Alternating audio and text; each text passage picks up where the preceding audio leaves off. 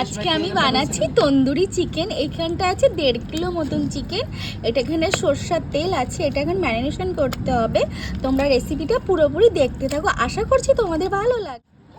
Chilli flakes, এখন গরম মশলা, কাশ্মীরি লঙ্কার গুঁড়োটা, এখন দিচ্ছি আদা রসুন পেস্ট, দিচ্ছি লবণ, টক দই, এখন দিলাম টক দই।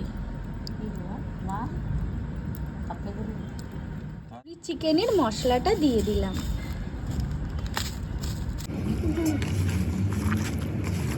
এটা আধা ঘন্টার জন্য ম্যারিনেশন করে রেখে দেবো আমরা। দেখতে পাচ্ছো কত সুন্দর ম্যারিনেশনটা হয়ে গেছে। এখন এটা আধা ঘন্টার জন্য আমরা রেখে দেব। আগে এরকম করে আমরা তন্দুরিটা বানাচ্ছি। দেখতে পাচ্ছো তোমরা তন্দুরিটা কেমন লাগছে বন্ধুরা? ভিডিও দেখে এখনই লোভ লেগে যাচ্ছে আমার। আশা করছি তোমাদের দেখে পছন্দ হয়েছে আমাদের তন্দুরি চিকেনটা। অবশ্যই বাড়িতে ট্রাই করবে, আমাকে কমেন্ট করে জানাবে।